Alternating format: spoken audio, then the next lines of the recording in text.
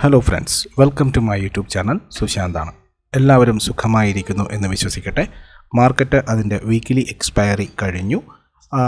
All time ഹൈയിൽ തന്നെയാണ് ഇന്ന് മാർക്കറ്റ് ക്ലോസ് ചെയ്തിരിക്കുന്നത്. 16,294 നിഫ്റ്റി ക്ലോസ് ചെയ്തിരിക്കുന്നത്. 35 പോയിൻറ്റിൻ്റെ അപ്സൈഡോട് കൂടിയാണ് നിഫ്റ്റിയിൽ ക്ലോസിംഗ് നടന്നത്.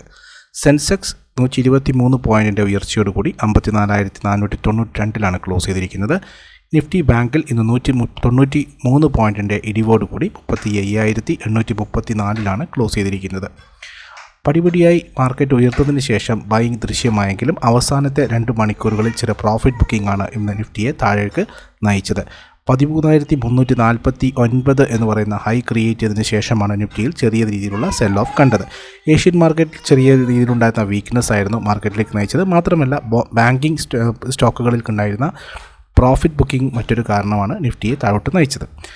ഇനി പ്രധാനപ്പെട്ട നിഫ്റ്റിയിൽ FIIസിൻ്റെ ബൈയിങ് നോക്കിക്കഴിഞ്ഞാൽ ഇന്ന് മാർക്കറ്റിൽ നിന്നും 719 കോടി രൂപയുടെ സെല്ലിംഗ് ആണ് ഇന്ന് വിദേശ ധനകാര്യ സ്ഥാപനങ്ങൾ നടത്തിയിരിക്കുന്നത്. അതുപോലെ തന്നെ 731 കോടി രൂപയുടെ ബൈയിങ് ആണ് ഇത് ഡൊമസ്റ്റിക് ഇൻസ്റ്റിറ്റ്യൂഷണൽ ബൈയിങ് വന്നിരിക്കുന്നത്. അതുപോലെ തന്നെ മെറ്റൽ, ഇൻഫ്ര, IT സ്റ്റോക്കുകളിൽ ഇന്ന് നല്ല രീതിയിലുള്ള ബൈയിങ് ദൃശ്യമായി. അതുപോലെ തന്നെ എയർടെല്ലിലും ഇന്ന് നല്ല രീതിയിലുള്ള ഒരു ബൈയിങ് ദൃശ്യമായി. കാരണം IDAയുമായിട്ട് ബന്ധപ്പെട്ട വിവാദങ്ങൾ നടന്നുകൊണ്ടിരിക്കുകയാണ്. പ്രൊമോട്ടേഴ്സിൻ്റെ സ്റ്റേക്ക് അറ്റ് ഫ്രീ ഓഫ് കോസ്റ്റിന് മറ്റുള്ളവർക്ക് കൊടുക്കാൻ കുമാരമംഗലം ബിർള തയ്യാറായിരിക്കുന്നു. അദ്ദേഹം എക്സിക്യൂട്ടീവ് ചെയർമാൻ സ്ഥാനത്ത് നിന്ന് രാജിവെച്ചിരിക്കുന്നു. അപ്പോൾ അതിൻ്റെയൊക്കെ ഫലമായിട്ട് IDAയിൽ ആരാണ് ഇനി അടുത്ത ആ സ്റ്റേക്ക് എടുക്കാൻ വരുന്നത് എന്നുള്ളത്, ഗവൺമെൻറ്റാണോ അല്ലെങ്കിൽ BSNLിലേക്ക് ലയിപ്പിക്കുമോ, അങ്ങനെയുള്ള പല തീരുമാനങ്ങളും വെയിറ്റ് ചെയ്യുന്നത് കൊണ്ട് തന്നെ നല്ല രീതിയിൽ മാർക്കറ്റിൽ IDAയിലെ ഷെയറുകൾക്ക് സെല്ലിംഗ് അനുഭവപ്പെട്ടു. അതിനുശേഷം റീറ്റെയിൽ ഇൻവെസ്റ്റേഴ്സിൻ്റെ ബൈയിങ് വളരെ ദൃശ്യമായി. അതിനുശേഷം മാർക്കറ്റിൽ അതിന് റിക്കവറിയും വരുന്നതായിട്ടും കണ്ടു. അതുതന്നെ PSU ബാങ്കിങ് സെക്ടറിലും IDAയുമായിട്ട് എക്സ്പോഷറുള്ള ബാങ്കുകളിലും മറ്റും വളരെയേറെ സെല്ലിംഗ് ദൃശ്യമായി. മാത്രമല്ല നാളെ ഇനി 3 ദിവസത്തെ മോണിറ്ററി പോളിസി റിവ്യൂ കമ്മിറ്റിയുടെ മീറ്റിങ്ങിന് ശേഷം നാളെ രാവിലെ 10 മണിക്ക് മോണിറ്ററി പോളിസി അനൗൺസ്മെൻറ്റ് ഉണ്ടാകും എന്നാണ് കാണുന്നത്. കാരണം റേറ്റുമായിട്ട് ബന്ധപ്പെട്ട് അല്ലെങ്കിൽ ബാങ്ക് റേറ്റ്സുമായിട്ട് ബന്ധപ്പെട്ടിട്ടുള്ള പ്രധാനപ്പെട്ട റേറ്റുകളിൽ മാറ്റമൊന്നും ഉണ്ടാവില്ല എങ്കിലും മറ്റുള്ള എക്കോണമിയുമായിട്ട് റിലേറ്റഡ് ആയിട്ടുള്ള കാര്യങ്ങളിലാണ് കോൺസെൻട്രേറ്റ് ചെയ്തിരിക്കുന്നത്. RBI ഗവർണറിൻ്റെ ഗൈഡ് ലൈൻസും മറ്റു കാര്യങ്ങളും ഈവൻ ടെലികോം സെക്ടർ അടക്കമുള്ള കാര്യങ്ങളിൽ തട്ടി പരാമർശിക്കുമോ എന്നുള്ള കാര്യം കൂടി നമുക്ക് നോക്കേണ്ടതായിട്ടുണ്ട്. അപ്പോൾ വരുന്ന ദിവസങ്ങളിൽ വളരെ പ്രാധാന്യം അർഹിക്കുന്ന ഒരു സെക്ടറായി മാറാൻ ടെലികോം സെക്ടറിൽ സാധ്യതയുണ്ട്. കാരണം IDAയുടെ IDAയുമായി ബന്ധപ്പെട്ടിട്ടുള്ള അടുത്ത ഓണർഷിപ്പിൻ്റെ കാര്യങ്ങൾ, ആരാണ് ഇതെടുക്കാൻ പോകുന്നത്, എങ്ങനെയാണ് ഇതിൻ്റെ ഡൈല്യൂഷൻ നടക്കാമെന്നുള്ള കാര്യങ്ങൾ തീർച്ചയായിട്ടും IDAയിലൊരു അനിശ്ചിതാവസ്ഥ നിലനിർത്തുന്നു എന്നുള്ളതാണ്. ഭാരതി എയർടെൽ വീണ്ടും താരിഫ് ഹൈക്ക് ഉണ്ടാകുമെന്നുള്ള കാര്യവും വരുന്ന ക്വാർട്ടറുകളിൽ അതിൻ്റെ ഇഫക്റ്റ് ഉണ്ടാകാൻ സാധ്യതയുണ്ടെന്നുള്ള ഭാഗത്തിന് തീർച്ചയായിട്ടും അതിൽ ഭാരതി എയർടെൽ ഒരു പോസിറ്റിവിറ്റി ക്രിയേറ്റ് ചെയ്തിട്ടുണ്ട്. അതുമാത്രമല്ല ഇനി IDAയുമായിട്ടുള്ള കാര്യങ്ങൾ ഉള്ളതുപോലെ തന്നെ അനിശ്ചിതാവസ്ഥ നിലനിർത്തുന്നതുകൊണ്ട് തന്നെ അതിൻ്റെ ഒരു ബെനിഫിഷ്യറി ആയിട്ട് എയർടെല്ലും വീണ്ടും വരാനുള്ള സാധ്യതയും കാണുന്നു. എക്സ്പയറി ആയിട്ട് നോക്കുകയാണെങ്കിൽ തീർച്ചയായിട്ടും ഒരു ഷോർട്ട് കവറിങ് റാലി നമുക്കിന്ന് കാണാൻ സാധിച്ചു. അതിനുശേഷം നാളെ ഇനി ഫ്രഷ് ബൈയിങ് എത്രമാത്രം വരുന്നു എന്നുള്ളതാണ് പ്രത്യേകിച്ച് ഇൻഡെക്സിനെ സംബന്ധിച്ച് കാണാനുള്ളെങ്കിൽ മിഡ് ക്യാപ്, സ്മോൾ ക്യാപ് സ്റ്റോക്കുകളിലായിട്ട് 2 ദിവസം 3 ദിവസമായിട്ട് ബൈയിങ് കൃത്യമായിട്ട് നടക്കുന്നില്ല. നമുക്കറിയാം മിഡ് ക്യാപ്, സ്മോൾ ക്യാപ് സ്റ്റോക്കുകൾ ഹോൾഡ് ചെയ്യുന്ന ഇൻവെസ്റ്റേഴ്സിൻ്റെ പോർട്ട്ഫോളിയോയിൽ തീർച്ചയായിട്ടും അധികം മാത്രം ഈ ഒരു ഇൻഡെക്സിൻ്റെ മൂവ് തീർച്ചയായിട്ടും അവരുടെ പോർട്ട്ഫോളിയോയിൽ വന്നിട്ടില്ല എന്ന് തന്നെയാണ്. അതിൻ്റെ ഭാഗമായിട്ട് ഇനി നാളെ മുതൽ എക്സ്പയറിക്ക് ശേഷം fresh buying mid cap, small ക്യാപ്പിൽ വരുന്നുണ്ടോ എന്നുള്ളതാണ് നമുക്ക് പ്രധാനമായിട്ടും നോക്കാനുള്ളത്.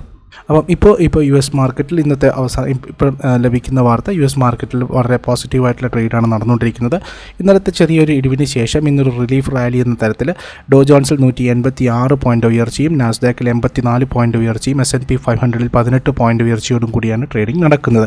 യൂറോപ്യൻ മാർക്കറ്റിൽ ലണ്ടൻ മാർക്കറ്റ് ഒഴികെ പാരീസ് അതുപോലെ തന്നെ ജർമ്മൻ മാർക്കറ്റുകൾ പോസിറ്റീവിലാണ് ക്ലോസ് ചെയ്തിരിക്കുന്നത്. ഏഷ്യൻ മാർക്കറ്റിൽ ജപ്പാൻ മാർക്കറ്റ് പോസിറ്റീവായിട്ടും ചൈനീസും ഹോങ്കോങ് മാർക്കറ്റുകൾ നെഗറ്റീവായിട്ടുമാണ് ക്ലോസ് ചെയ്തിരിക്കുന്നത്. അപ്പോൾ ഇന്നത്തെ ഒരു ക്ലോസിംഗ്, US-ലുള്ള ക്ലോസിംഗ് പോസിറ്റീവ് ആണെങ്കിൽ തീർച്ചയായിട്ടും നമുക്ക് നാളെ US ഡോ ജോൺസ് ഫ്യൂച്ചർ ഒരു ഓപ്പണിംഗ് പോസിറ്റീവായിട്ട് കിട്ടാൻ സാധ്യതയുണ്ട്. അതിനെ തുടർന്ന് ഇന്ത്യൻ മാർക്കറ്റിൽ ഒരു പോസിറ്റീവ്നെസ് വരാനുള്ള സാധ്യതയാണ് കാണുന്നത്. പിന്നെ ഈ പറയുന്ന പുതിയ ഫ്രഷ് ബൈയിങ് ആണ് മാർക്കറ്റിന് റിസൾട്ട് ചെയ്യാൻ പോകുന്ന മറ്റൊരു കാര്യം. മറ്റ് RBI പോളിസി നാളെയുണ്ട്. മാത്രമല്ല 18ഓളം കമ്പനികളാണ് F&O സെഗ്മെൻറ്റിൽ പറ്റിക്കുന്ന കമ്പനികളാണ് നാളെ റിസൾട്ട് അനൗൺസ്മെൻറ്റുമായിട്ട് വരുന്നത്. നിഫ്റ്റിയിലുള്ള 2 പ്രധാനപ്പെട്ട കമ്പനികൾ, അതായത് ടാറ്റ പവർ വരുന്നുണ്ട്, അതുപോലെ തന്നെ M&M പോലുള്ള കമ്പനികൾ നാളെ റിസൾട്ടുമായിട്ട് വരുന്നു. സോ ഓൾ ടുഗെദർ ഇവൻറ്റ്ഫുൾ ആയിട്ടുള്ള ഒരു ഡേ ആയിരിക്കും നാളെ ട്രേഡിംഗ് ചെയ്യും. മാത്രമല്ല വീക്കെൻഡ് സെഷനാണ്, അതുമായിട്ട് ബന്ധപ്പെട്ടിട്ടുള്ള അനിശ്ചിതത, അതായത് ഗ്ലോബൽ മാർക്കറ്റിൽ നിന്നുള്ള നെഗറ്റീവായിട്ടുള്ള ഇഷ്യൂസ് ഒന്നും ഇല്ലെങ്കിൽ പോലും പൊസിഷൻസ് കട്ടിങ് ഉണ്ടാകും. അപ്പോൾ ഓൾ ടുഗെദർ ഒരു ഇവൻറ്റ്ഫുൾ ആയിട്ടുള്ള ഡേ ആയിരിക്കും നാളത്തെ ട്രേഡിംഗ് എന്നത് വളരെ പ്രധാനമുള്ളതാണ്. തീർച്ചയായിട്ടും മാർക്കറ്റിൽ അടുത്ത ഹഡിലായിട്ട് വർദ്ധിക്കാനുള്ളത് ഇന്നലത്തെ അതേ ലെവലുകളായിട്ടുള്ള 16,300, 350 ലെവലുകളിലാണ് നിഫ്റ്റിയിൽ വീണ്ടും ഒരു ചെറിയ റെസിസ്റ്റൻസ് ഫീൽ ചെയ്യാനുള്ളത്. അതിനുശേഷം കൃത്യമായിട്ടുള്ള 16,500ലേക്കുള്ള മൊമെൻ്റാണ് നിഫ്റ്റിയെ അടുത്തതായിട്ട് ഹോൾഡ് ചെയ്യുന്നത്. അതുപോലെ തന്നെ 16,100, 16,000 ലെവലുകളിലാണ് നിഫ്റ്റിക്ക് ശക്തമായിട്ടുള്ള സപ്പോർട്ട് ആദ്യമായിട്ട് കാണുന്നത്. അതിനുശേഷം 16,000 താഴെ മാത്രമേ ചെറിയ രീതിയിലുള്ളൊരു പാനിക് സെല്ലിങ്ങിനുള്ള സാധ്യത നമ്മൾ കാണുന്നുള്ളൂ. നാളത്തെ പ്രധാന റിസൾട്ടുമായി വരുന്ന കമ്പനികളെ നമുക്ക് നോക്കാം. ലാർജ് ക്യാപ്പിൽ നിന്നും Hindalco, M&M, Berger Paint, Muthoot Finance, Piramal Enterprises, SAIL, Balkrishna Industries, Astral Poly, BEL പോലുള്ള കമ്പനികൾ നാളെ റിസൾട്ടുമായിട്ട് വരുന്നു. അതുപോലെ മിഡ് ക്യാപ്പിൽ നിന്നും Sona BLW, Torrent Power, APL Apollo, Zee Entertainment, NALCO, Metropolis, Phoenix Mills, അതുപോലെ തന്നെ ഗ്രാഫൈറ്റ് ഇന്ത്യ ബുൾസ് വെഞ്ചേഴ്സ് പോലുള്ള കമ്പനികൾ നാളെ റിസൾട്ടുമായിട്ട് മാർക്കറ്റിലേക്ക് എത്തുന്നു. സ്മോൾ ക്യാപ്പ് കമ്പനികളായിട്ടുള്ള Anupam Rasayan, BEML, Strides pharma, Sudarshan chemicals, potential investments, Ujjivan SFB, MTR technologies, JK tyre, Jaiprakash power പോലുള്ള കമ്പനികളും നാളെ റിസൾട്ടുമായി വരുന്നു. അതുപോലെ തന്നെ മൈക്രോ ക്യാപ്പ് കമ്പനികളായിട്ടുള്ള Lumax industries, Ramky infra, Emami paper, അതുപോലെ തന്നെ TVS ശ്രീചക്ര, സാൻഡർ ടെക്നോളജീസ് പോലുള്ള കമ്പനികൾ നാളെ റിസൾട്ടുമായി മാർക്കറ്റിലേക്ക് എക്സ്പെക്റ്റ് ചെയ്യുന്നു. ഇന്ന് റിസൾട്ട് പ്രഖ്യാപിച്ച പ്രധാന കമ്പനികളുടെ പെർഫോമൻസ് നമുക്കൊന്ന് നോക്കാം. അതിൽ PTC ഇന്ത്യ ആദ്യമായി വരുന്നു. നെറ്റ് പ്രോഫിറ്റ് 46 കോടി രൂപ, കഴിഞ്ഞ പ്രാവശ്യം 27 കോടി രൂപയായിരുന്നു. സെയിൽസ് 292 കോടിയിൽ നിന്ന് ഉയർന്ന് 254 കോടി രൂപയായി മാറിയിരുന്നു. ബിർള കോർപ്പറേഷൻ നെറ്റ് പ്രോഫിറ്റ് 66 കോടി രൂപയിൽ നിന്നും ഉയർന്ന് 142 കോടി രൂപയായി മാറിയിരിക്കുന്നു. സെയിൽസ് 1222 കോടിയിൽ നിന്ന് ഉയർന്ന് 1749 കോടി രൂപയായി മാറിയിരിക്കുന്നു. അദാനി ട്രാൻസ്മിഷൻ നെറ്റ് പ്രോഫിറ്റ് 384 നിന്നും ഉയർന്ന് 435 കോടി രൂപയായി മാറിയിരിക്കുന്നു. ഇൻകം, അതായത് സെയിൽസ് 2447 കോടിയിൽ നിന്ന് ഉയർന്ന് 2830 കോടി രൂപയായി മാറിയിരിക്കുന്നു. ജോൺസൺസ് കൺട്രോൾ ഹിറ്റാച്ചി അവരുടെ പ്രോഫിറ്റ് ഏകദേശം കഴിഞ്ഞ 23 കോടി രൂപ ലോസ് ഉണ്ടായ സ്ഥാനത്ത് ഇപ്പോഴും 11 കോടി രൂപയുടെ ലോസിലാണ് കമ്പനി ഉള്ളത്. ഇൻകം, സെയിൽസ് നോക്കിക്കഴിഞ്ഞാൽ 270 കോടി രൂപയിൽ നിന്ന് ഉയർന്ന് 492 കോടിയായി മാറിയിരിക്കുന്നു. ഹൈക്കൽ ഏകദേശം 15 കോടി രൂപ പ്രോഫിറ്റിൽ നിന്നും അത് 51 കോടി രൂപയുടെ പ്രോഫിറ്റായി മാറിയിരിക്കുന്നു. സെയിൽസ് 353 കോടി രൂപയിൽ നിന്ന് ഉയർന്ന് 457 കോടി രൂപ. SML ഇസൂസു 33 കോടി രൂപയുടെ ലോസാണ് രേഖപ്പെടുത്തിയിരിക്കുന്നത്. കഴിഞ്ഞ പ്രാവശ്യം 52 കോടി രൂപയുടെ ലോസായിരുന്നു കമ്പനി രേഖപ്പെടുത്തിയത്. സെയിൽസ് 29 കോടി രൂപയിൽ നിന്ന് ഉയർന്ന് 100 കോടി രൂപയായി മാറിയിരിക്കുന്നു. അരവിന്ദ് നെറ്റ് ലോസ് 8 കോടി രൂപയാണ്. കഴിഞ്ഞ പ്രാവശ്യം 95 കോടി രൂപ ലോസ് രേഖപ്പെടുത്തിയ സ്ഥാനത്ത് 8 കോടി രൂപയുടെ ലോസാണ് കാണുന്നത്. ഇൻകം, അതായത് സെയിൽസ് 599 കോടിയിൽ നിന്ന് ഉയർന്ന് 1439 കോടി രൂപയായി മാറിയിരിക്കുന്നു. ക്യാപ്ലിൻ പോയിൻ്റ് 55 കോടി രൂപയിൽ നിന്നും പ്രോഫിറ്റ് ഉയർന്ന് 71 കോടി രൂപയായി മാറിയിരിക്കുന്നു. സെയിൽസ് 240 കോടിയിൽ നിന്ന് ഉയർന്ന് 300 കോടി രൂപയായി മാറിയിരിക്കുന്നു. TTK prestige, TTK health care 22.4 കോടി രൂപ ലോസ് രേഖപ്പെടുത്തിയ കമ്പനി ഇപ്പോൾ 6 കോടി രൂപ പ്രോഫിറ്റിലേക്ക് വന്നിരിക്കുന്നു.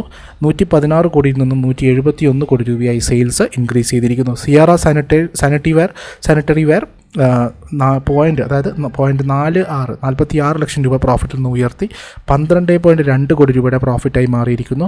സെയിൽസ് 146 കോടിയിൽ നിന്നും ഉയർന്ന് 228 കോടി രൂപയായി മാറിയിരിക്കുന്നു. മറ്റൊരു പ്രധാനപ്പെട്ട റിസൾട്ട് എസ്കോർട്ടിൻ്റെതാണ്. 92 കോടി രൂപ പ്രോഫിറ്റിൽ നിന്ന് ഉയർന്ന് 178 കോടി രൂപയായി മാറിയിരിക്കുന്നു. ഇൻകം 1089 കോടി രൂപയിൽ നിന്ന് ഉയർന്ന് 1701 കോടി രൂപയായി മാറിയിരുന്നു. ഇന്ത്യ ബുൾ ഹൗസിംഗ് ഫിനാൻസ് അത് റിസൾട്ടാണ് വന്നിരിക്കുന്നത്, റിസൾട്ടല്ല, അത് BNB പാരിജേഴ്സ് അവരുടെ ഒരു ഏകദേശം 31,74,000 ഷെയറുകൾ ഇത് കമ്പനി വിറ്റതായിട്ട് കാണുന്നു. ഏകദേശം 280 രൂപ നിലവാരത്തിലാണ് ഈ ഒരു arbitrage fund India bull housing ഫിനാൻസിൻ്റെ ഷെയറുകൾ വിറ്റതായിട്ട് കാണുന്നത്. അതായത് ഗ്രീൻ പ്ലേ ഇൻഡസ്ട്രീസിൻ്റെ നമ്മുടെ ഒരു സ്വിംഗ് സജഷൻസ് ആയിട്ട് തന്നിരുന്നുവെങ്കിലും അത് വീണ്ടും ഒരു പെർഫോം ചെയ്തില്ല. തീർച്ചയായിട്ടും സ്റ്റോപ്പ് ലോസിലേക്ക് വരികയുണ്ടായി. പക്ഷേ കമ്പനിയുമായിട്ട് ബന്ധപ്പെട്ടിരിക്കുന്ന മറ്റൊരു കാര്യം പുറത്തേക്ക് വന്നിരിക്കുന്നു. അവരൊരു MDF പ്ലാന്റ് ഗുജറാത്തിൽ സെറ്റ് ചെയ്യാൻ തീരുമാനിച്ചിരിക്കുന്നു. അതിനുവേണ്ടി 800 CBM പെർ ഡേ കപ്പാസിറ്റിയുള്ള ഒരു എസ്റ്റിമേറ്റഡ് ഒരു പ്ലാനാണ് സ്ഥാപിക്കാൻ ഉദ്ദേശിക്കുന്നത്. 548 കോടി രൂപയുടെ കോസ്റ്റാണ് അതിനു വേണ്ടി പ്രതീക്ഷിക്കുന്നത്. അതിന് 600 മുതൽ 650 കോടി രൂപ വരെ ഉള്ള പെർ ആനം വരുമാനമുള്ള ഒരു പ്ലാന്റ് സ്ഥാപിക്കാൻ കമ്പനി ഉദ്ദേശിക്കുന്നു. അതിൻ്റെ പുറകിൽ അത് കമ്പനിയുടെ അസറ്റ് അല്ലെങ്കിൽ കമ്പനിയുടെ ക്യാപിറ്റൽ എക്സ്പെൻഡിച്ചർ കൂടും എന്നുള്ള ഭയത്തിലാണ് ഈ ഒരു ചെറിയ രീതിയിലുള്ള സെല്ലിംഗ് വന്നിരിക്കുന്നത്. അപ്പോൾ നമ്മുടെ ഒരു സ്വിംഗ് ബേസിലുള്ള ഒരു ഗ്രീൻ പ്ലേ ഇൻഡസ്ട്രീസിൻ്റെ ഒരു കോള് നമുക്ക് സ്റ്റോപ്പ് ലോസ് ചെയ്തു പോയി എന്നുള്ളതാണ് കാണാൻ സാധിച്ചത്. ട്രാവൽ ആൻഡ് ടൂറിസ്റ്റ് കമ്പനിയായിട്ടുള്ള തോമസ് കുക്ക് അവരുടെ 94 കോടി രൂപയിൽ നിന്നും ലോസ് കുറഞ്ഞ് 83 കോടി രൂപയുടെ ലോസാണ് വീണ്ടും രേഖപ്പെടുത്തിയിരിക്കുന്നത്. 85 കോടി രൂപയിൽ നിന്നും ഉയർന്ന സെയിൽസ് 288 കോടി രൂപയായി മാറിയിരിക്കുന്നു. മറ്റൊരു പ്രധാനപ്പെട്ട ഞെട്ടിക്കുന്ന റിസൾട്ട് വന്നിരിക്കുന്നത് ടാറ്റ കെമിക്കലിൻ്റെ ഭാഗത്തു നിന്നാണ്. 290 കോടി രൂപയുടെ പ്രോഫിറ്റാണ് കമ്പനി രേഖപ്പെടുത്തിയിരിക്കുന്നത് Q1-ൽ. കഴിഞ്ഞ പ്രാവശ്യം വെറും 13.28 കോടി രൂപയുടെ പ്രോഫിറ്റാണ് കമ്പനിക്ക് ഉണ്ടായിരുന്നത്. മാർക്കറ്റ് എക്സ്പെക്റ്റേഷൻ വെറും 89 കോടി രൂപയായിരുന്നു എന്നുള്ളതാണ് അനുമാനിക്കാൻ സാധിക്കുന്നത്. അതുപോലെ തന്നെ ബിർള കോർപ്പറേഷൻ്റെ ഞാൻ പറഞ്ഞതുപോലെ 140 കോടി രൂപയുടെ പ്രോഫിറ്റാണ് വന്നിരിക്കുന്നത്. 110 കോടി രൂപയുടെ എക്സ്പെക്റ്റേഷൻ മാത്രമാണ് മാർക്കറ്റിലുണ്ടായിരുന്നത്. അതുപോലെ തന്നെ ഗെയിലിൻ്റെ ഭാഗത്തുനിന്ന് gas authority of India limited 1530 കോടി രൂപയുടെ നെറ്റ് പ്രോഫിറ്റ് രേഖപ്പെടുത്തിയിരിക്കുന്നു. കഴിഞ്ഞ പ്രാവശ്യം 260 കോടി രൂപയുടെ പ്രോഫിറ്റായിരുന്നു ഉണ്ടായിരുന്നത്. മാർക്കറ്റ് എക്സ്പെക്റ്റേഷൻ പക്ഷേ 1690 കോടി രൂപയുടേതായിരുന്നു. ക്രെഡിറ്റ് കാർഡുകൾ ഇഷ്യൂ ചെയ്യുന്നതിന് HDFC ബാങ്കിന് മുകളിലുള്ള ബാൻ RBI അടുത്ത വരുന്ന മാസങ്ങളിൽ ലിഫ്റ്റ് ചെയ്യും എന്നുള്ള വാർത്ത HDFC ബാങ്കിനെ സംബന്ധിച്ചിട്ട് വളരെ പോസിറ്റീവായിട്ട് ഇന്ന് മാർക്കറ്റ് റിഫ്ലക്റ്റ് ചെയ്തു. അതുപോലെ AC നിർമ്മാണ കമ്പനികളായ ഹോം അപ്ലയൻസസ് നിർമ്മാണ കമ്പനികളായിട്ടുള്ള ബ്ലൂ സ്റ്റാർ അവരുടെ price hike October to December ക്വാർട്ടറിൽ അവർ നടത്തും എന്നുള്ള തീരുമാനം വന്നു. ഇനി നാളെ പ്രധാനപ്പെട്ട റിസൾട്ടുമായി വരുന്ന കമ്പനികളുടെ റിസൾട്ട് അനുമാനങ്ങൾ നമുക്കൊന്ന് നോക്കാം. മഹീന്ദ്ര ആൻഡ് മഹീന്ദ്രയുടെ റിസൾട്ട് മിക്സ്ഡ് ആയിട്ടുള്ള റിസൾട്ടാണ് എക്സ്പെക്റ്റ് ചെയ്യുന്നത്. ചില മാർജിൻ പ്രഷർ ഉണ്ടായേക്കാം. CV അതുപോലെ തന്നെ SUV സെഗ്മെൻറ്റിൽ ഉണ്ടായിരിക്കുന്ന സെയിൽസും അതിൻ്റെ പ്രോഫിറ്റ് മാർജിൻ എങ്ങനെ സ്വാധീനിക്കും എന്നുള്ളതും സെമി കണ്ടക്ടർ ഇഷ്യൂവിൽ മാനേജ്മെൻറ്റ് എടുക്കുന്ന സ്റ്റാൻഡും ഈ റിസൾട്ടിനെ തീർച്ചയായിട്ടും ലൈംലൈറ്റിലേക്ക് കൊണ്ടുവന്നേക്കാം. ഹിൻഡാൽക്കോയുടെ കയ്യിൽ നിന്നും നല്ലൊരു റിസൾട്ടാണ് മാർക്കറ്റ് എക്സ്പെക്റ്റ് ചെയ്യുന്നത്. നല്ല രീതിയിലുള്ള മെറ്റൽ പ്രൈസസിൻ്റെ ഇൻക്രീസ് ഈ പറയുന്ന കമ്പനിയെ സ്വാഭാവികമായിട്ടും നല്ല റിസൾട്ട് കൊണ്ടുവരാൻ സാധിക്കും എന്ന് തന്നെയാണ് പ്രതീക്ഷിക്കുന്നത്. ടാറ്റ പവർ വളരെ നല്ല റിസൾട്ട് എക്സ്പെക്റ്റ് ചെയ്യുന്നു. മിക്സ്ഡ് ആയിട്ടുള്ള റിസൾട്ടാണ്, നല്ലതുമല്ല മോശവുമല്ലാത്ത റിസൾട്ട്. കാരണം ക്വാർട്ടർ ഓൺ ക്വാർട്ടറും year on year base compare ചെയ്യുമ്പോൾ റിസൾട്ടിൽ വ്യത്യാസം വന്നേക്കാം. പക്ഷേ ഒഡീസ ഡിസ്ട്രിബ്യൂഷൻ കമ്പനി ഏറ്റെടുത്തതിന് ശേഷം അവിടെ നിന്നുള്ള റിസൾട്ടിൻ്റെ അതുപോലെ തന്നെ സോളാർ EPCയുടെ പ്രധാനപ്പെട്ട സെഗ്മെൻറ്റുമായിട്ട് ബന്ധപ്പെട്ട റിസൾട്ടും ഒക്കെ അതിൻ്റെ സോളാർ EPCയുടെ കോസ്റ്റ് കൂടിയിട്ടുണ്ട്. അതുപോലെ തന്നെ അവരുടെ റവന്യൂ റിയലൈസേഷൻ എങ്ങനെ മാത്രം ബാധിക്കുന്നു, ഇതൊക്കെ നാളെ തീർച്ചയായിട്ടും ടാറ്റ പവറിൻ്റെ റിസൾട്ടിനെ സ്വാഭാവികമായിട്ടും സ്വാധീനിക്കാം. സോ ഓൾ ടുഗെദർ നാളെ മാർക്കറ്റിൽ ഇവൻറ്റ്ഫുൾ ആയിട്ടുള്ള ഒരു ഡേ ആയിരിക്കും. ഇവ എക്സ്പയറിക്ക് ശേഷമുള്ള പുതിയൊരു ഫ്രഷ് ബൈയിങ് എത്രമാത്രം വരുന്നു അത് മാർക്കറ്റിനെ ചെയ്യാം. തീർച്ചയായും റിസൾട്ട് ഓറിയൻറ്റഡ് ആയിട്ടുള്ള ദിവസമായതുകൊണ്ട് റിസൾട്ടിൻ്റെ ഇഫക്റ്റ് മാർക്കറ്റിൽ വന്നേക്കാം. RBI മോണിറ്ററി പോളിസി ഇതൊക്കെ കൊണ്ട് വീക്കെൻഡ് സെഷൻ ഇതൊക്കെ കൊണ്ട് തീർച്ചയായിട്ടും ഇവൻറ്റ്ഫുൾ ആയിട്ടുള്ള ഡേ. ലെവലുകൾ നോക്കാം. 16,300 350 ക്രോസ് ചെയ്ത് നിഫ്റ്റിക്ക് എത്രമാത്രം സസ്റ്റെയിൻ ചെയ്തിട്ട് 16,500 യാത്ര സുഗമമാക്കാൻ പറ്റുമോ എന്നുള്ളതാണ് ആദ്യം കാണാനുള്ളത്. 16,100 to 16,150 to 200 എന്ന് പറയുന്നെങ്കിൽ 16,100 എന്ന് പറയുന്ന റേഞ്ച് എത്രമാത്രം നിഫ്റ്റി ഹോൾഡ് ചെയ്യുന്നുള്ളതാണ് മറ്റൊരു താഴോട്ടുള്ള ഇത്. ഗ്ലോബൽ ക്യൂസ് ഇതുവരെ പോസിറ്റീവാണ്, പ്രധാനപ്പെട്ട കാര്യങ്ങളൊന്നുമില്ല. അപ്പോൾ തീർച്ചയായിട്ടും ഒരു അപ്പർ സൈഡ് തന്നെയാണ് ചെറിയ രീതിയിലെങ്കിലും എക്സ്പെക്റ്റ് ചെയ്യുന്നത്. നമുക്ക് നോക്കാം മാർക്കറ്റിൽ എത്രമാത്രം. ഇനി വീക്കെൻഡ് സെഷനുമായിട്ട് RBIയുടെ ഭാഗത്ത് നിന്ന് കൃത്യമായിട്ടുള്ള ഏതെങ്കിലും ഗൈഡ് ലൈൻസിൽ എന്തെങ്കിലും കാര്യങ്ങളോ മറ്റോ വരികയാണെങ്കിൽ മാത്രമാണ് ചെറിയൊരു നെഗറ്റീവ്സം മാർക്കറ്റിലുണ്ടാവുക. ടെലികോം സെക്ടർ ശ്രദ്ധിക്കുക. ഇതൊരു സെക്ടർ വരുന്ന ദിവസങ്ങളിൽ കൂടുതലും നമ്മൾ ശ്രദ്ധിക്കേണ്ടതായിട്ടുണ്ട്. അപ്പോൾ ഈ സെക്ടറുള്ള സ്റ്റോക്ക് ഐഡിയ ആയാലും ഭാരതി എയർടെൽ ആയാലും കുറച്ച് ഭാരതി എയർടെലിനെ സംബന്ധിച്ചിട്ട് ഒരു പോസിറ്റീവ് ലൈറ്റിൽ തന്നെയാണ് നിൽക്കുന്നതെന്ന് നമുക്ക് പറയാം. സോ വരുന്ന ദിവസങ്ങളിൽ കാത്തിരുന്ന് കാണാം ഐഡിയയിലെ സ്റ്റേക്കിൻ്റെ അവസ്ഥ എന്താവും, ആരാണ്, ഗവൺമെൻറ് ആണോ അല്ലെങ്കിൽ മറ്റ് കൺസോർഷ്യംസ് ആരെങ്കിലും ഇതിലേക്ക് ബിഡ് ചെയ്യാൻ പോകുന്നുണ്ടോ എന്നുള്ളതാണ്. എന്താണ് ഇതിനുള്ള സൊല്യൂഷൻ? ഈ ഗവൺമെൻറ് തന്നെ വീണ്ടും അതിനെ ആ ഇൻഡസ്ട്രിയെ പ്രൊട്ടക്റ്റ് ചെയ്യുക എന്നുള്ള രീതിയിൽ മറ്റുള്ള മെഷറുകൾ എടുത്തുകൊണ്ട് മുന്നോട്ട് പോകുമോ എന്ന് നമുക്ക് കാണാൻ ചെയ്യേണ്ടതായിട്ടുണ്ട്. അപ്പം എനിവേ നല്ലൊരു ട്രേഡിംഗ് ദിവസം എക്സ്പെക്റ്റ് ചെയ്യുന്നു. ഇവൻറ്റ്ഫുൾ ആയിട്ടുള്ളൊരു ട്രേഡിംഗ് ദിവസം എക്സ്പെക്റ്റ് ചെയ്യുന്നു. അപ്പം ചാനൽ ആദ്യമായിട്ട് കാണുന്നവരാണെങ്കിൽ തീർച്ചയായിട്ടും സബ്സ്ക്രൈബ് ചെയ്യുക. നിങ്ങളുടെ അഭിപ്രായങ്ങളും നിർദ്ദേശങ്ങളും കമൻറ്റ് ബോക്സിൽ രൂപപ്പെടുത്തുക. എക്സ്ക്ലൂസീവ് റിസർച്ചുകൾക്കും സ്വിംഗ് ബേസുകൾക്കുമായിട്ട് ജോയിൻ ബട്ടൺ ഉപയോഗിക്കാവുന്നതാണ്. അതുപോലെ തന്നെ ഡിമാറ്റ് അക്കൗണ്ടുകൾ ഓപ്പൺ ചെയ്യാൻ താല്പര്യമുള്ളവർക്ക് ഡിസ്ക്രിപ്ഷനിൽ ലിങ്കുകൾ ഉപയോഗിച്ച് അക്കൗണ്ടുകൾ ഓപ്പൺ ചെയ്യാവുന്നതാണ്. അപ്പോൾ നല്ലൊരു ട്രേഡിംഗ് ദിവസം വീണ്ടും ആശംസിക്കുന്നു. Have A nice weekend. Enjoy your self. Will see you in the next video.